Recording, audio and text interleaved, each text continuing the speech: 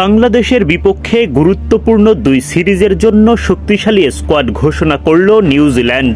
15 সদস্যের দলে জায়গা পেয়েছেন পেসার ম্যাট ফিশার, উইল ও'রুরকে এবং ব্লেয়ার টিকনার।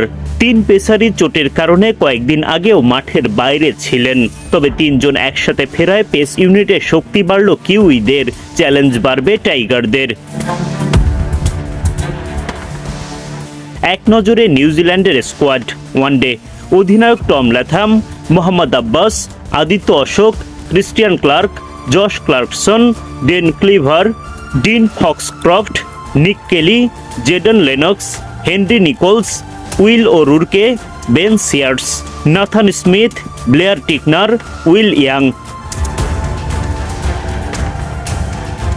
টি-20 অধিনায়ক টম ল্যাথাম, কাটিন Clarke, Kristian Clarke, Josh Clarkson, Dane Cleaver, Matt Fisher, Dean Foxcroft, Bevon Jacobs, Nick Kelly, Jayden Lennox, Tim Robinson, Ben Sears, Nathan Smith, Ish Sodhi, Blair Tickner. আপস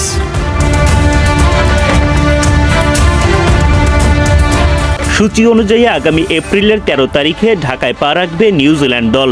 14 April বিশ্রাম বা প্র্যাকটিসে কাটবে সফরকারীদের সময়।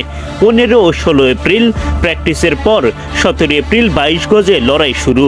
বাংলাদেশের বিপক্ষে 3 ম্যাচের ওয়ানডে সিরিজ দিয়ে এবারের সফর সূচনা করবে নিউজিল্যান্ড। 17 এপ্রিল দুপুর 2টায় শের-ই-বাংলা জাতীয় ক্রিকেট স্টেডিয়ামে সিরিজের প্রথম ওয়ানডেতে মুখোমুখি হবে দুই দল। 20 এপ্রিল একই ভেন্যুতে সিরিজের দ্বিতীয় ওডিআই। পরদিন 21 এপ্রিল দুই দলের ক্রিকেটাররা চট্টগ্রাম সফরে যাবে। 23 এপ্রিল সেখানে সিরিজের তৃতীয় ও সবশেষ ওয়ানডেতে মুখোমুখি হবে বাংলাদেশ ও নিউজিল্যান্ড। এরপর 27 এপ্রিল থেকে চট্টগ্রামে শুরু হবে টি-20 সিরিজের প্রথম match.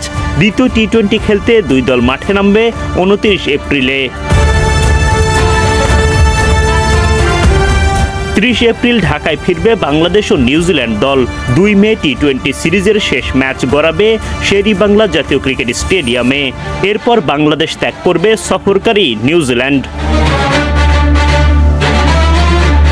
Adnan Ahmed, BD cric time.